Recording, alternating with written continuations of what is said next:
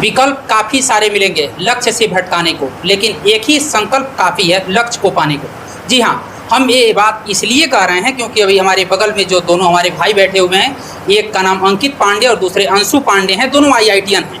पूर्वांचल समाचार पर पहली बार आप दो IITians को एक साथ देख रहे हैं। इनकी पढ़ाई लिखाई कैसी हुई, शुरुआती पढ़ाई लिखाई से आज इस मुकाम तक जहां ये लोग पहुंचे हैं, इसके पीछे की सारी संघर्ष की कहानी इस वीडियो में आपको बताएंगे। उससे पहले इस कहानी की शुरुआत करें, इन लोगों का स्वागत करेंगे। इनके पिताजी हमारे बगल में बैठे हुए हैं, अपने कैमरा सहयोगी से कहेंगे कि उन तस्वीरों को दिखाएं। इनके काफ़ी अहम माने जाने वाले हमारे सरपंच साहब बैठे हमारे बीच में हैं और इन तमाम लोगों से हम बात करेंगे कि इन दोनों बच्चों के पढ़ाई लिखाई में कितनी संघर्ष हुई, बने रहिएगा। सबसे पहले जो हमारे बाएं बगल में बैठे हैं, बाएं किनारे पर बैठे हैं, अंकित पांडे जी, इनका स्वागत करते हैं और इनसे जानते हैं कि कैसे कैसे इन्होंने पढ़ाई की और आज IIT में दूसरे सत्र में इनका जो पढ़ाई शुरू है इसके बारे में जानकारी लेंगे। स्वागत है आप। नमस्कार, मेरा नाम अंकित कुमार पांडे है जी। मैं अभी IIT ISM धनबाद में हूँ और वहाँ पे अभी मैं अप्लाइड जियोलॉजी से मैं अभी अपना इंटीग्रेटेड मास्टर ऑफ टेक्नोलॉजी कर रहा हूँ जी। अभी मैं वहाँ पे सेकेंड ईयर में गया हूँ। अब जैसे कि इन्होंने बोला कि मेरी पढ़ाई लिखाई कैसी हुई, मेरी पढ़ाई लिखाई मतलब DAV पब्लिक स्कूल से मैंने क्लास 1 से क्लास 10 तक पढ़ाई किया। एक्चुअली क्लास 7 तक पढ़ाई किया मैंने, क्लास 1 से ले क्लास 7 तक यहाँ पे DAV पब्लिक स्कूल पे पढ़ाई किया। फिर यहाँ से मैं पटना चला गया था क्लास 7 में। क्लास 7 से फिर क्लास 10 तक वहाँ के DAV पब्लिक स्कूल BSCB पुनाई चौक में था पटना के। फिर वहाँ पढ़ाई की।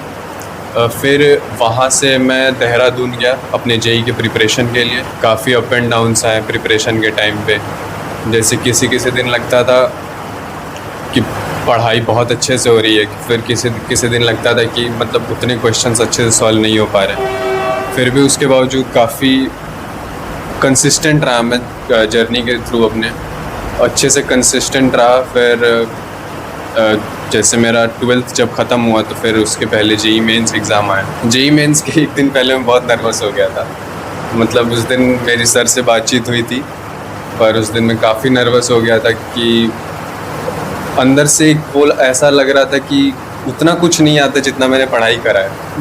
पर उसके बावजूद फिर भी सर ने मुझे, मेरे जो वहाँ के प्रिय सर रहे हैं जो मेरे रजनीश सर, उन्होंने मुझे कहा कि भोजपुरी में कहा उन्होंने बोला कि ज़्यादा टेंशन ले के बात नहीं के, जौनो हुई बढ़िया हुई, ये उन्होंने बोला। फिर उन्होंने काफ़ी मोटिवेट किया। तो फिर जब मैं अगले दिन गया तो अगले दिन एग्ज़ाम के सुबह में मैंने सबको फ़ोन किया घर पे एग्ज़ाम के पहले, सबका आशीर्वाद लिया।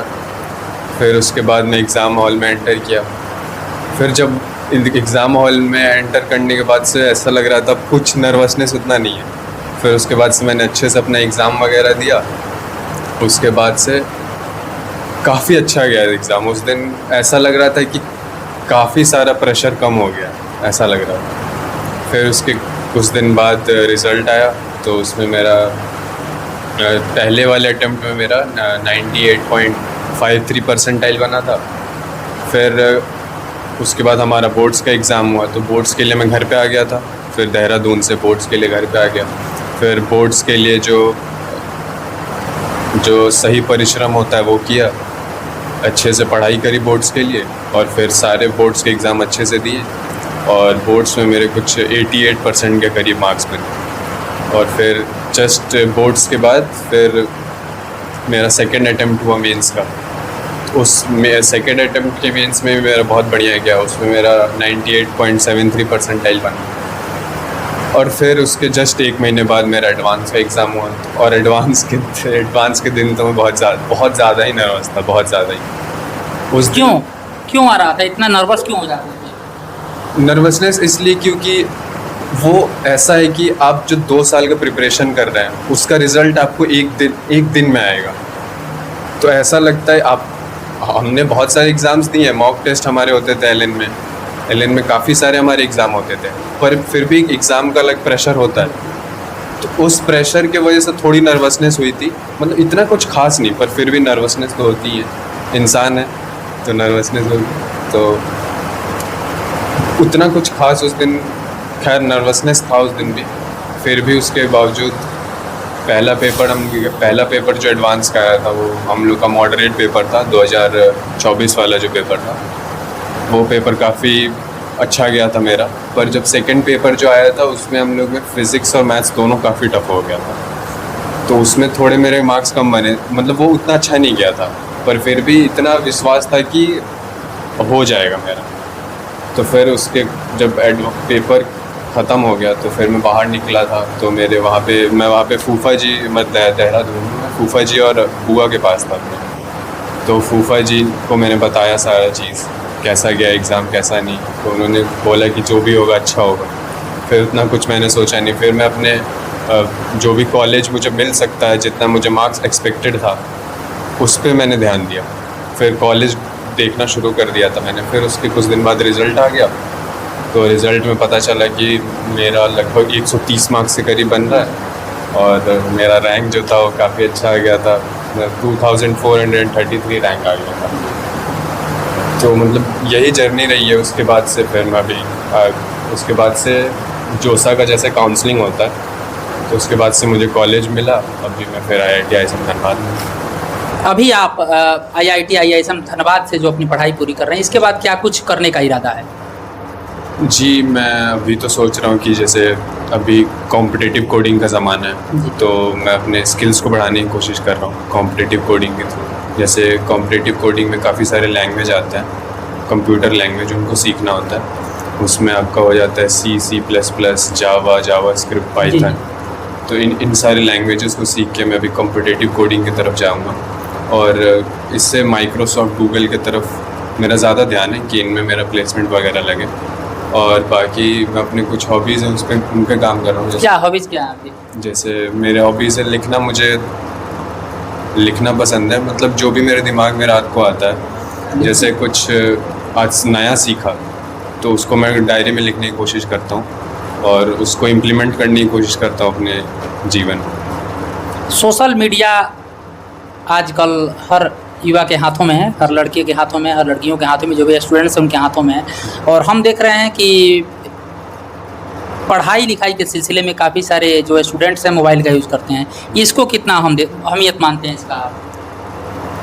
जी, सोशल मीडिया का यूज़ अगर पॉजिटिव वे में किया जाए तो बहुत ज़्यादा अच्छा है। जैसे काफ़ी सारे डिस्ट्रैक्शन है अभी के टाइम पे, तो जैसे इंस्टाग्राम हो गया, स्नैपचैट हो गया, फेसबुक हो गया, पर उन सब को भी हम लोग पॉजिटिव वे में यूज़ कर सकते हैं। जैसे व्हाट्सएप को करते हैं अपने दोस्तों से नोट्स वगैरह मांगने के लिए, या फिर पढ़ाई के लिए, कुछ भी डाउट हो वो पूछने के लिए, वैसे ही बाकी सारे सोशल मीडिया प्लेटफॉर्म को भी यूज़ किया जा सकता है।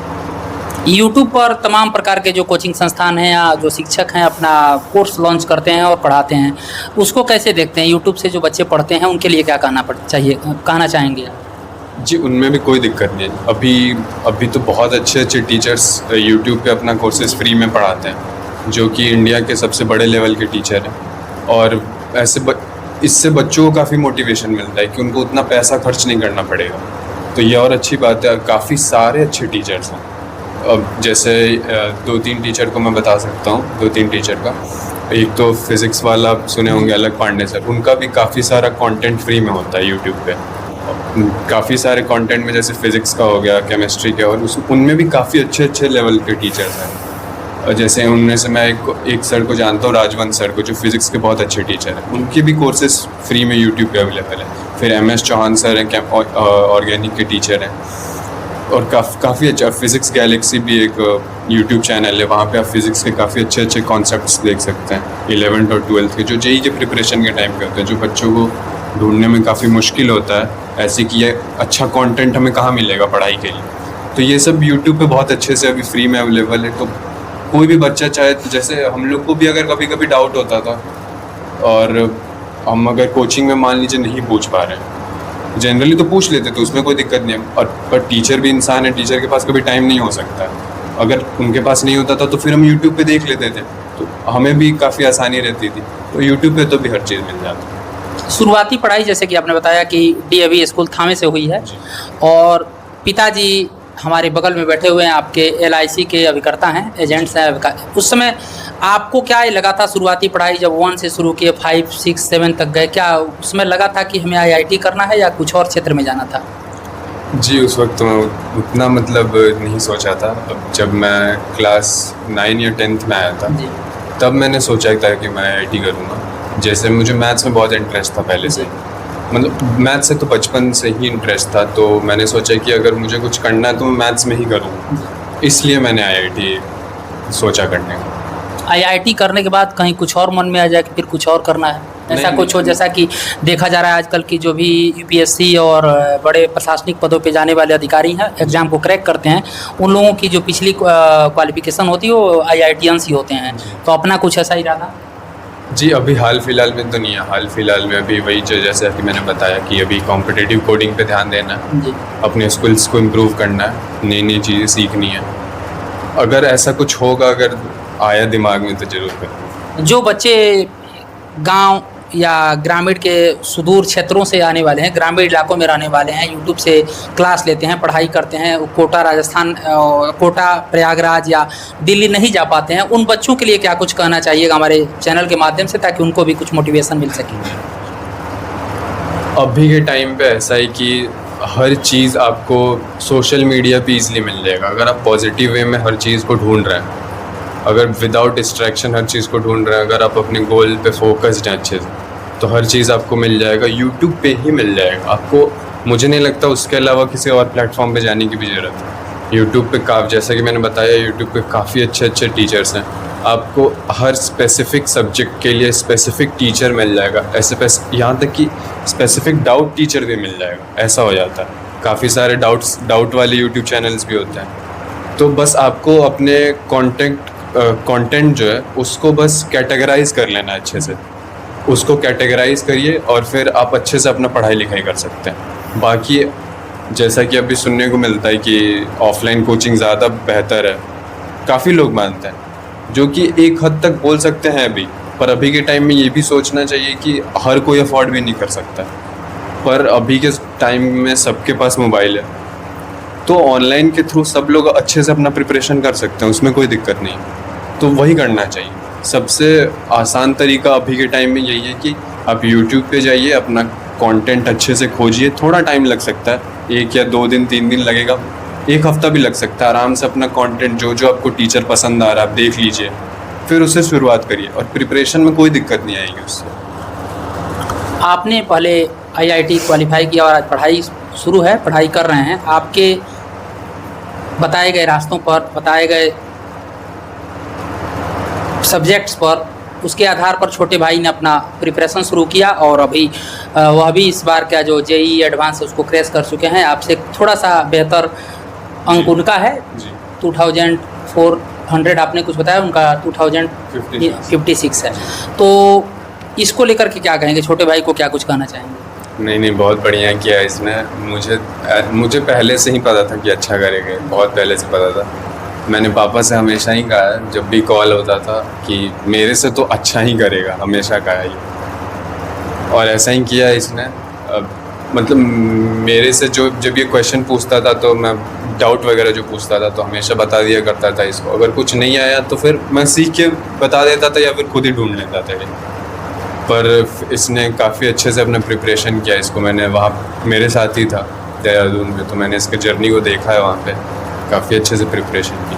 अभी आपने हमारे साथ अंकित पांडे को सुना, उन्होंने अपनी पूरी जो शिक्षा की जर्नी थी उसको उन्होंने एक्सप्लेन किया, हमने सुना। हमारे बगल में उनके छोटे भाई अंशु पांडे हैं, जो कि इस साल आयोजित होने वाली जेईई एडवांस परीक्षा को क्रैश किए हैं और 2050 के करीब इनका रैंक है और काउंसलिंग शुरू होने वाला है या हो गया होगा। अब इनका कॉलेज मिलेगा, उस पर हमारी नज़रें रहेंगी। लेकिन फ़िलहाल अभी हमारे साथ मौजूद हैं, इनसे बात करते हैं कि स्वागत है आपका। नमस्कार आपके सभी दर्शकों को। मेरा नाम अंशु कुमार पांडे है जी। मैंने इस साल जेईई एडवांस में 2056 रैंक प्राप्त किया है जी। मैंने अपनी प्रारंभिक शिक्षा डीएवी पब्लिक स्कूल से की है। मैंने वहाँ पे 10th तक पढ़ाई की है, यहाँ पे डीएवी थावे में। फिर मैंने अपनी 11th-12th अपनी सेकेंडरी एजुकेशन को बिहार विकास विद्यालय कुचायकोट से किया है। दोनों ही बोर्ड्स के एग्ज़ाम में मेरे मार्क्स काफ़ी अच्छे आए थे। जेईई की प्रिपरेशन मैंने 11th में एलन देहरादून में की थी, जहाँ पे मैंने 11th से स्टार्ट किया था। 11th में मुझे उतना कोई प्रॉब्लम नहीं आया था, लेकिन 11th ख़त्म होने के बाद जब 11th का रिवीजन चल रहा था तो मैं घर पे आ गया था यहाँ पे सासा मूसा में अपने गांव में। जी। इसकी वजह से मेरा 1 महीना लगभग बहुत वेस्ट हो गया था, मैंने उसमें कुछ पढ़ाई नहीं करी थी। इस वजह से मैं काफ़ी प्रेशर में आ गया था कि अब मेरा रिवीजन नहीं हो पाया 11th का, मेरा सब कुछ ख़त्म हो गया, मतलब ऐसा हो गया था। फिर मैं यहाँ से 1 महीने बाद गया वहाँ पे 12th में, तो वहाँ पे ऑलरेडी मैंने स्टार्टिंग के 1 हफ्ते की क्लासेस मिस कर दी थी। फिर मेरे मन में एक डर बैठ गया था कि फिर मुझसे नहीं हो पाएगा। अभी आपको जब शुरुआती पढ़ाई यहाँ, जैसा कि आपने बताया कि DAV से आपकी पढ़ाई हुई है, DAV थावे से, तो 1 से 10th तक की पढ़ाई के बीच में कब ऐसा आया कि हमें IIT करना है, या फिर 10th के बाद ही मन में विचार आया था कि IIT करना है? कोविड तक मैं पढ़ाई में उतना अच्छा नहीं था, मैं एवरेज ही था। लेकिन जब कोविड ख़त्म हुआ तब 9th में मुझे इन सब चीज़ों के बारे में पता चला, और उस टाइम मैंने अपना मन बनाया था कि मुझे IIT की प्रिपरेशन करनी है। IIT के प्रिपरेशन के दौरान, जैसा कि आपके बड़े भाई भी IIT धनबाद से भी पढ़ाई कर रहे हैं, अभी आपका इस साल निकला है, पिताजी LIC के एजेंट हैं, अभिकर्ता हैं, इनको कैसे देखते हैं, इनका कैसा सहयोग रहा आप दोनों भाइयों के साथ और आपके साथ? नहीं, इन्होंने हमें काफ़ी सपोर्ट किया है हर टाइम। जो भी सुविधाएं हमें चाहिए थी, जो भी फैसिलिटीज़ चाहिए थी, जहाँ भी हमें पढ़ना था, एडमिशन कराना था, इन्होंने हर चीज़ में काफ़ी हेल्प किया है, और जितना ये कर सकते थे उनने हर चीज़ किया है। जबकि 12th में जब मेरा उतना अच्छा पीरियड नहीं चल रहा था, मैं अच्छे से पढ़ाई नहीं कर पा रहा था, तो ये देहरादून भी आए थे, और उस टाइम इन्होंने समझाया था कि अभी ज़्यादा कुछ मत सोचो, अभी बस पढ़ाई करते रहो, जो होगा बाद में देखा जाएगा, अपना तुम 100% देना। तो इनका बहुत सपोर्ट रहा है हमारी प्रिपरेशन। पढ़ाई के अलावा आपको और क्या कुछ पसंद है? पढ़ाई के अलावा मुझे क्रिकेट काफ़ी पसंद था पहले बचपन में, लेकिन अब उतना नहीं है। और बाकी मुझे स्पोर्ट्स काफ़ी पसंद है, जैसे टेबल टेनिस हो गया, बैडमिंटन हो गया, ऐसे मतलब फ़िज़िकल स्पोर्ट्स में मुझे काफ़ी दिलचस्पी है। अब तो IIT का जो एडमिशन है आपका हो जाएगा, काउंसलिंग होने वाला है, हो रहा होगा, हो जाएगा। IIT के बाद क्या कुछ आगे देखते हैं, या फिर IIT के बाद से अब नौकरी की शुरुआत कर देनी है? IIT के बाद से मेरा मेन फोकस तो रहेगा कि मैं किसी रिसर्च फील्ड में जाऊं, या फिर डिफेंस रिलेटेड फील्ड्स में अपना मतलब इंडिया के लिए योगदान दे पाऊं, अगर ऐसा कुछ मुझे फील्ड मिले। अभी काउंसलिंग चल रही है, तो उस हिसाब से उस टाइप की ब्रांचेज़ में खोज रहा हूं, उस टाइप की ब्रांचेज़ में मैं एडमिशन लेना चाहूँगा IITs में, या फिर NITs में भी अगर अच्छे ब्रांचेज़ मिलते हैं तो मैं उसको प्रीफर करना चाहूँगा। पढ़ाई के दौरान आपने क्या कुछ ऑनलाइन पढ़ाई करी, या फिर ऑफलाइन तरीके से ही कोचिंग में अपना समय दिया है? मैंने मेजरली अपना मतलब 2/3 जो भी प्रिपरेशन था वो अपना ऑफलाइन किया है LN में, और बाकी मैं फ़र्स्ट मेंस के बाद यहाँ पे आ गया था, क्योंकि मेरा यहाँ पे बोर्ड्स एग्ज़ाम था फर्स्ट अटैम्प्ट के बाद। फिर उसके बाद मैं यहीं पे रहा, और यहाँ पे ही मैंने पढ़ाई किया है एडवांस के लिए। तो यहाँ पे मैंने ऑनलाइन PW से पढ़ा था। ऑनलाइन, जैसा कि आपने इनको सुना कि जो पहली एग्ज़ाम होती है उसको दे करके बोर्ड एग्ज़ाम के लिए गांव आ गए, और JEE एडवांस की तैयारी गांव पे ही रह के किए हैं। और यहाँ फिजिक्स वाला की जो उसकी कोर्स होती है, फिजिक्स वाला जो यूट्यूब चैनल है, उससे इन्होंने अपना सहयोग लिया और यूट्यूब से पढ़ाई करी, अपना ऑनलाइन तरीके से हुआ, और कुछ जो नोट्स वगैरह पहले से इनके पास उपलब्ध थे उससे पढ़ाई करी है। हमें बताइए कि जो आज गांव में लड़के लड़कियां जो भी स्टूडेंट्स हैं, अपने छोटे छोटे बाज़ारों के, बड़े शहरों से उनकी पहुंच काफ़ी दूर है, नहीं पहुंच पाते हैं पैसों की कमी के कारण या व्यवस्था की कमी के कारण, उनको क्या कुछ कहना चाहिएगा कि वे लोग अगर बेहतर ढंग से यहाँ करें तो आगे जा सकते हैं? मैं सबसे पहले तो सबको बताना चाहूँगा कि सबसे पहले आपका इस फील्ड में इंटरेस्ट होना चाहिए, क्योंकि ये एक 2 साल की पूरी जर्नी है आपकी, जिसमें आपको बहुत सारे अप्स एंड डाउन्स आएंगे, लेकिन आपको कंसिस्टेंटली लगे रहना पड़ेगा। तो अगर आपका इंटरेस्ट अगर इस फील्ड में नहीं होगा इंजीनियरिंग में, तो आप उतना शायद आगे नहीं बढ़ पाओगे, या फिर बहुत प्रॉब्लम्स आ सकती हैं। वैसे तो यूट्यूब पे बहुत सारे कंटेंट्स अवेलेबल हैं, PW के जैसे भैया ने बताया बहुत सारे टीचर्स हैं, मैंने खुद उनसे पढ़ाई करी है। मैंने अपने मेंस के रिवीजन के लिए यूट्यूब्स के जो मंजिल लेक्चर्स थे PW के, उसको ही फॉलो किया है काफ़ी। ये सब बहुत सारी चीज़ें हेल्पफुल रही हैं यूट्यूब की, तो अगर चाहें लोग तो इसको फॉलो कर सकते हैं, बहुत सारी चीज़ें यूट्यूब पे उपलब्ध हैं। धन्यवाद आप तमाम लोगों का जो कि आपने इन दोनों बच्चों को सुना, IITians को सुना हमारे साथ। अब हम बात करते हैं इनके पिताजी से। उन्होंने इन लोगों की पढ़ाई की शुरुआत के समय से और आज इस मुकाम तक पहुंचने तक अपना जो योगदान दिया है, इसके बारे में उनसे जानकारी लेंगे। ये चमचमाती ट्रॉफियाँ जो देख रहे हैं हमारे बगल में आप स्क्रीन पे, वहाँ पे ये पिताजी के द्वारा इनके जो प्राप्त किए गए हैं अपने कार्य क्षेत्र में बेहतर योगदान को लेकर के जो ट्रॉफियाँ हैं, वैसे ही इन्होंने अपने दोनों बच्चों को मतलब 24 कैरेट गोल्ड जो बना दिया है। आज हमारे साथ अभी आप लोगों ने सुन रखा था, इसके पीछे इनके योगदान को जानते हैं। स्वागत है आपका। सबसे पहले सर आपको और आपके चैनल के माध्यम से सुनने वाले सभी दर्शकों को मेरा नमस्कार है जी। और निश्चित दोनों बेटे आज IITians बन चुके हैं, क्या कहिएगा इन लोगों को लेकर के? जी, निश्चित रूप से हमारे लिए बहुत ही गर्व की बात है, हमारे परिवार के लिए, हमारे हित मित्र के सबके लिए।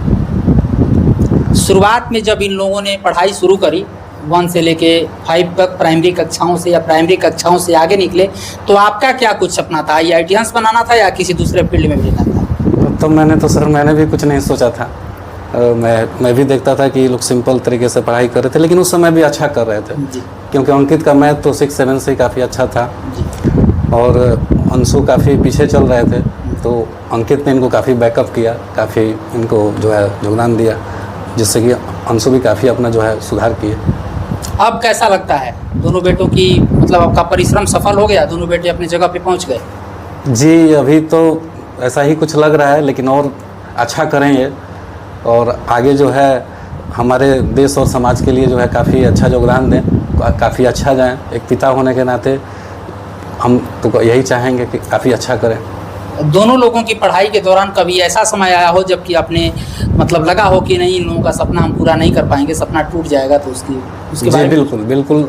एक जो कोरोना काल का समय था जी। और उसी समय जो है 10th का एग्ज़ाम जो है अंकित ने निकाला था, तो बहुत चुनौतीपूर्ण समय था जी। हम लोगों के बिजनेस के लिए भी, चूँकि जैसा कि आप लोग जानते हैं कि हम लोग एक छोटे वर्ग से लेकर बड़े वर्ग तक हम लोग जाते हैं और जो है काफ़ी फील्ड का वर्क होता है, तो ऐसा कुछ नहीं है कि कहीं निश्चित रूप से कुछ जाएं और कुछ जो है वहाँ से कुछ हासिल ही करके लौटें। दूसरे पे डिपेंडेंट हम लोगों का व्यवसाय है, तो काफ़ी संघर्षशील रहा उस समय। जो है पढ़ाई को लेकर के बहुत चिंता रहती थी कि कैसे इन लोगों को जो है आगे हम कैसे पढ़ा पाएंगे। इकोनॉमिकल भी बहुत प्रॉब्लम रहता था, बहुत सारी संघर्ष करते हुए अब हम चलते हैं उस शख्स के पास जो कि सांसा मूसा सिरसिया पंचायत के वर्तमान सरपंच हैं और इन बच्चों की प्रारंभिक शिक्षा में इनका भी अहम योगदान रहा है। करीबी भी हैं, रिश्तेदार भी हैं और समाजसेवी के रूप में बेहतर तरीके से अपने कार्य को करते हैं, कार्यानुभव को बांटते हैं लोगों के बीच। और इन बच्चों के साथ भी आज मौजूद हैं हमारे सतीश मिश्रा जी।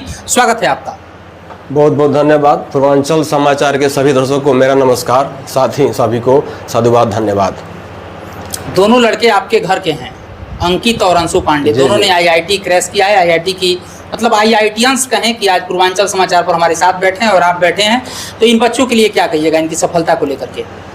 देखिए, कहा जाता है कि आदमी में अगर ईमान हो तो जहान उससे दूर नहीं, पंछी में अगर उड़ान हो तो आसमान उससे दूर नहीं, शिखर पर बैठे यही गीत गाते हैं विदुर ने कि अगर श्रद्धा लगन से कोई भी काम हो तो कोई भी मंजिल उससे दूर नहीं, कोई भी मंजिल उससे दूर नहीं।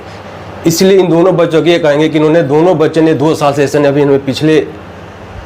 इन्होंने अपने बातों में कहा है कि हमने 2 साल से कितना संघर्ष किया, कैसे काम किया। चूँकि यहाँ पे ग्रामीण क्षेत्र सब लोग आते हैं, 90% जो क्षेत्र है, जो बच्चे हैं वो हम सब लोग ग्रामीण क्षेत्र से आते हैं। 10% बच्चे हैं जो आपको अर्बन से आते हैं, बाकी सारे रूरल से आते हैं। फिर भी यहाँ पे हर माता पिता जो भी हैं एजुकेशन से चाहते हैं कि बेहतर काम करे, बच्चा बेहतर करे, इसके लिए उनको बाहर भेजना पड़ता है। लेकिन अभी के सेंस में अभी बात हो रहा था यूट्यूब के चैनल के माध्यम से, चाहे यूट्यूब के एजुकेशन के माध्यम से, एक बहुत बड़ा हम लोग के लिए उपहार मिल गया हुआ है, एकदम बोले गॉड गिफ्टेड है हम लोग के लिए। जो 90% जो रूरल क्षेत्र के बच्चे काम करते हैं उनके लिए गॉड गिफ्टेड है, ताकि बच्चे बिना खर्च के छोटे से कम MB के पिताजी के MB में, पिताजी के मोबाइल से, माताजी के मोबाइल से अपने जो भी एजुकेशन है उसको नहीं 100% तो 50-60% पूरा कर लेते हैं। सब हम लोग के लिए बहुत बड़ा गॉड गिफ्टेड है। तो ये दोनों बच्चे शुरू में हमारे पास, चूँकि हम सरपंच के साथ साथ एक समाज सेवी आपने कहा ही था, उसके साथ पहले से हम एक कंप्यूटर टीचर रहे हुए हैं। ये दोनों बच्चे हमारे ब्राइट फ्यूचर में पहले पढ़े हुए थे और उस समय भी काफ़ी अपने लग्न में समय से पहुंचना, जिसके पास एक नहीं होता है कि एक समय सारणी होगा, वो जरूर न कभी ना सफलता प्राप्त करेगा। तो इन लोगों के पास समय से पहुंचना, अपने वर्क को काम करना, इस पर ही लोग ध्यान देते थे। हर बच्चे को होता है कि जब एक बेसिक लेवल होती है अंडर 15 के नीचे, तो बच्चा उतना केयर नहीं करता है कि हमको क्या करना, क्योंकि उसको अनुभव होता नहीं है, ज्ञान होता नहीं कि हमको क्या करना है। जैसे जैसे उसके पास मेजोरिटी बढ़ते जाती है, उसके पास माइंड ग्रोथ होते जाता है, वो दुनिया को देखते जाता है। अभी तो सारे कुछ बच्चे, छोटे छोटे बच्चे, वो भी यूट्यूब खोल के, मोबाइल खोल के देख रहे हैं कि कैसे हम IIT बन सकते हैं, कैसे हम UPSC क्रैक कर सकते हैं, ठीक है। तो थोड़ा थोड़ा नॉलेज रहता है। जब हम लोग के समय ये सब नहीं था, हम लोग बिल्कुल इससे क्या थे, अनभिज्ञ थे। हम लोग कोई बताता था, बताने वाला भी नहीं था, बताने भी नहीं था, बताता भी था तो गलत बता रहा है कि सही बता रहा है, इसकी ज्ञान हम लोग नहीं थी। लेकिन आज अगर कोई गलत भी बता रहा है तो उसको रीचेक कर सकते हैं, उसको हम क्रॉस चेक कर सकते हैं कि हमको कोई बता रहा है गलत बता है सही बता रहा है। ये सारा फैसिलिटी मिल गया है, तो अभी हम लोग बहुत आगे हैं, भारत बहुत आगे है। और इन बच्चों को मैं पुनः बधाई देता हूं कि IITian के साथ साथ ये लोग बेहतर करें। जैसे आपने अभी सुना था, अब कहा था कि अभी देखा भी जा रहा है लगातार 3 साल से, जैसे हम लोग के भी SP साहब हैं अवधेश दीक्षित जी, ये भी IITian है।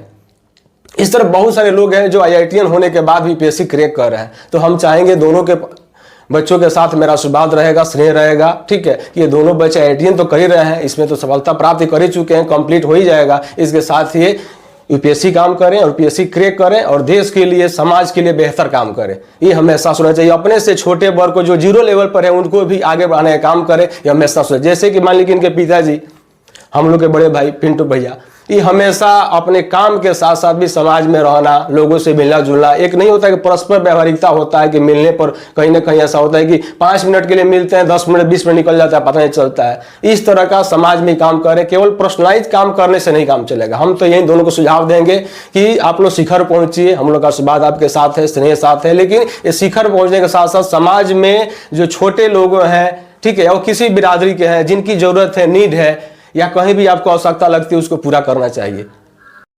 अंत में हम इतना ही कहेंगे कि राहें जहां तक जाएगी राहगीर वहां तक जाएगा। अरे दरिया से क्या पूछते हो कि नीर कहां तक जाएगा। उठाओ धनुष, खींचो तीर, निशाना साधो अपनी मंजिल का, बाकी बाद में देखेंगे कि तीर कहां तक जाएगा, तीर कहां तक जाएगा। तो ये दोनों बच्चों को आप हमारे किनारे देख रहे हैं, दोनों IITians हैं। पूर्वांचल समाचार पर जैसा कि हम बार बार जिक्र कर रहे हैं कि पहली बार दोनों IITians को आपने सुना, इनके पिताजी को सुना, रिश्तेदारों को सुना, सगे संबंधियों को सुना कि कैसे कुछ संघर्ष रहा है इनकी पढ़ाई लिखाई में। और आप तमाम व्यूअर्स, तमाम अभिभावक जो हमें आप देख पा रहे हैं, इनके लिए एक मोटिवेशनल स्टोरी के रूप में ये वीडियो है। और आपको अच्छी लगे तो इसको शेयर जरूर कीजिएगा, अपने सगे संबंधियों के साथ इसको भेजिएगा जरूर, ताकि उनके बच्चे भी अगर इस प्रकार की तैयारी में लगे हुए हैं तो उनके लिए भी कुछ बेहतर विकल्प मिल सके। धन्यवाद।